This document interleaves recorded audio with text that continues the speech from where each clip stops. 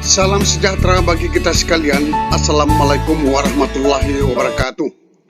Ini ada kabar gembira kepada teman-teman tenaga honorer.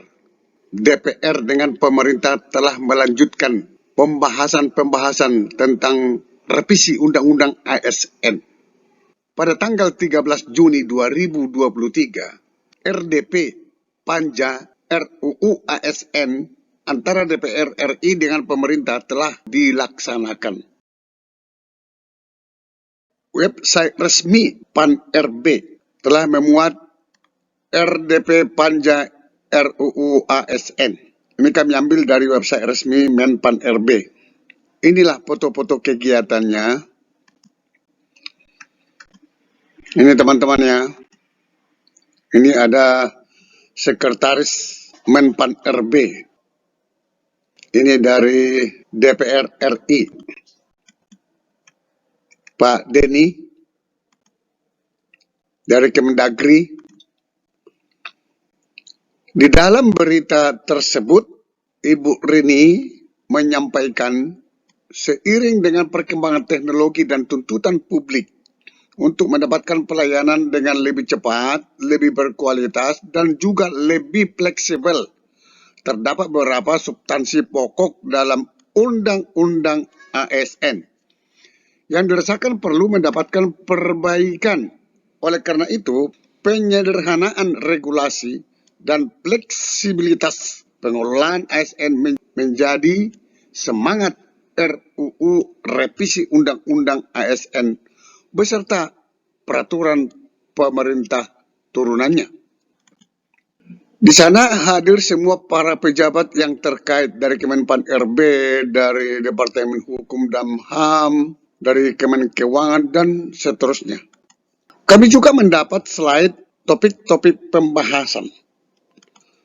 Yang pertama adalah pembahasan terhadap permasalahan metode penyusulan kebutuhan pegawai yang rigid dalam Undang-Undang ASN menyulitkan IP, instansi pemerintah, dalam memenuhi kebutuhannya.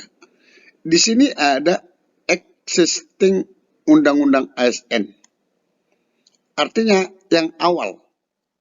Di sini ada usulan DPR. Dan di sini ada usulan pemerintah. DPR RI dengan pemerintah membahas setiap usulan-usulan tersebut. Saya hanya yang penting-penting saja yang terkait dengan honorer yang saya mau jelaskan di sini. Di sini juga masalah jabatan ASN yang dapat diduduki oleh P3K terbatas. Salah satunya tidak dapat menduduki jabatan tinggi pratama. Existing Undang-Undang ASN-nya jenis jabatan yang dapat diisi oleh P3K diatur dengan Perpres, Peraturan Presiden. Sedangkan usulan DPR tetap seperti di existing ini.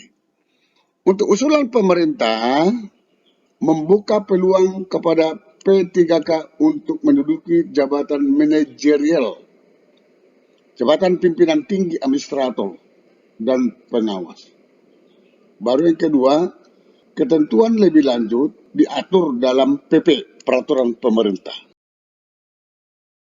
Di sana juga terkait dengan kesejahteraan P3K. Komponen kesejahteraan P3K dianggap perlu untuk diperbaiki. Existing Undang-Undang ASN-nya, P3K berhak memperoleh gaji, cuti, perlindungan, pengembangan kompetensi. Usulan DPR adalah P3K berhak memperoleh gaji, tunjangan, dan fasilitas, cuti, pengembangan kompetensi, jaminan pensiun, dan jaminan hari tua. Ini sudah sama dengan PNS ini. Baru perlindungan. Usulan pemerintah, komponen kesejahteraan pegawai PNS dan P3K tidak disebutkan secara rigid. Kesejahteraan ASN mengarah pada konsep total rewards. Komponen penghargaan dan pengakuan bagi pegawai ASN terdiri dari gaji pokok, penghargaan motivasi, tunjangan dan fasilitas, pengakuan, penghargaan ASN diatur lebih lanjut. Jadi, usulan pemerintah tidak ada jaminan pensiun dan jaminan hari tua. Nah, ini yang paling penting yang mau sampaikan kepada teman-teman tenaga honorer. Pengangkatan tenaga honorer.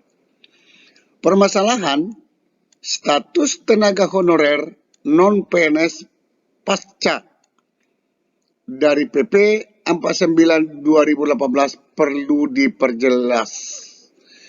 Ini PP 49 2018 ini kan tanggal 28 November 2023 sudah dihapus non-PNS ataupun tenaga honorer.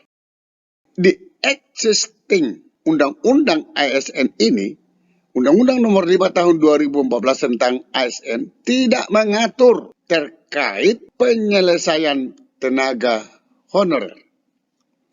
Nah, usul dari DPR RI, yaitu tenaga honorer dan sebutan lainnya, diangkat, saya ulangi, diangkat menjadi PNS secara langsung. Artinya bukan P3K. Yang diusulkan oleh DPR diangkat menjadi PNS, bukan P3K. Secara langsung, setelah dilakukan verifikasi SK pengangkatan dengan memperhatikan BUP.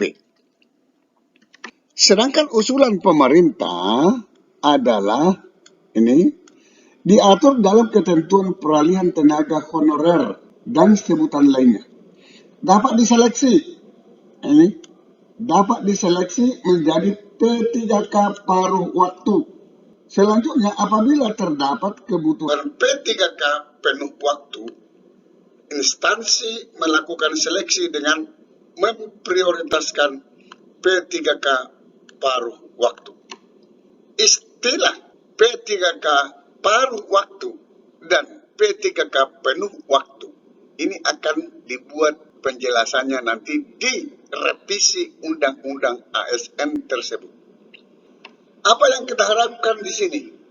Yang kita harapkan adalah usulan DPR RI ini sudah harus goal. Sudah harus masuk di revisi Undang-Undang ASN yang sedang diproses sekarang.